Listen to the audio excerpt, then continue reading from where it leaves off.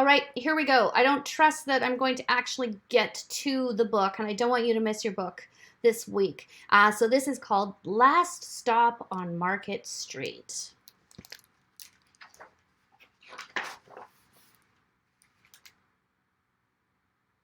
Oh, this way, it's so bizarre to do this on screen. Okay, so this first page.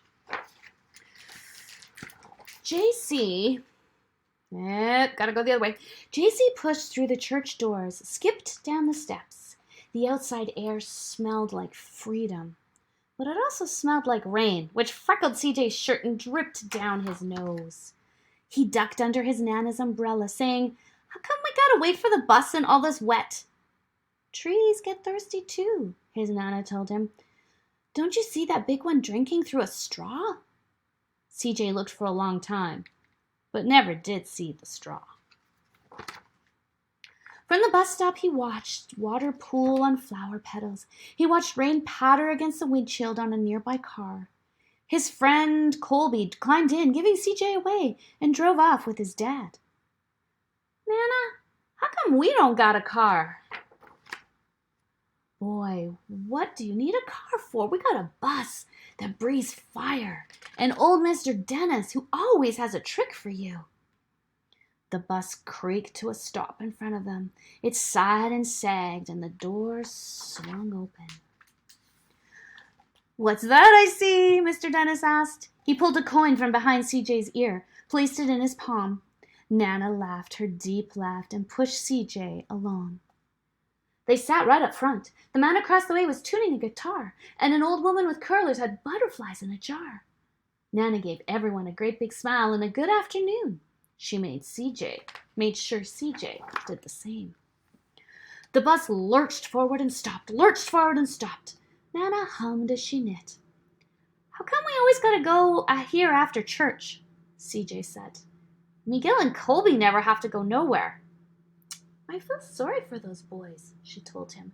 "They'll never get a chance to meet Bobo or the sunglass man, and I hear Trixie got herself a brand new hat." CJ stared out the window, feeling sorry for himself. He watched cars zip by on either side, watched a group of boys hop curbs on bikes. A man climbed aboard with a spotted dog. CJ gave up his seat. "How come that man can't see?" "Boy, what do you know about seeing?" Nana told him. "Some people watch the world with their ears." "That's a fact. Their noses, too," the man said, sniffing at the air. "That's a mighty fine perfume you're wearing today, ma'am."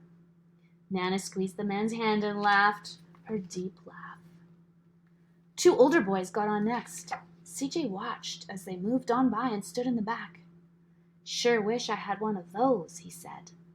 Nana set down her knitting. "What for? You got the real live things sitting right across from you.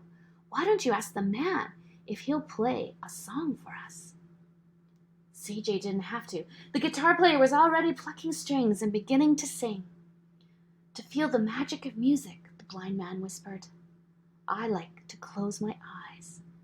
Nana closed hers too. So did CJ and the spotted dog. And in the darkness, the rhythm lifted CJ out of the bus, out of the busy city. He saw sunset colors swirling over crashing waves, saw a family of hawks slicing through the sky, saw the old woman's butterflies dancing free in the light of the moon. CJ's chest grew full, and he was lost in the sound, and the sound gave him the feeling of magic. The song ended, and CJ opened his eyes. Everyone on the bus clapped, even the boys in the back. Nana glanced at the coin in CJ's palm. CJ dropped it in the man's hat. "Last stop on Market Street," Mr. Dennis called. CJ looked around as he stepped off the bus. Crumbling sidewalks and broken down doors, graffiti-tagged windows and boarded-up stores. He reached for his Nana's hand. "How come it's always so dirty over here?" She smiled and pointed to the sky. "Sometimes when you're surrounded by dirt, CJ, you're a better witness for what's beautiful." CJ saw the perfect rainbow arcing over their soup kitchen. He wondered how his Nana always found beauty where he never even thought to look. He looked all around them again, At the bus rounding corner out of sight, and the broken street lamps and still lit up bright, and the stray cat shadows moving across the wall. When he spotted their familiar faces in the window, he said, "I'm glad we came." He thought his Nana might laugh, her deep laugh, but she didn't. She patted him on the head and told him, "Me too, CJ. Now, come on."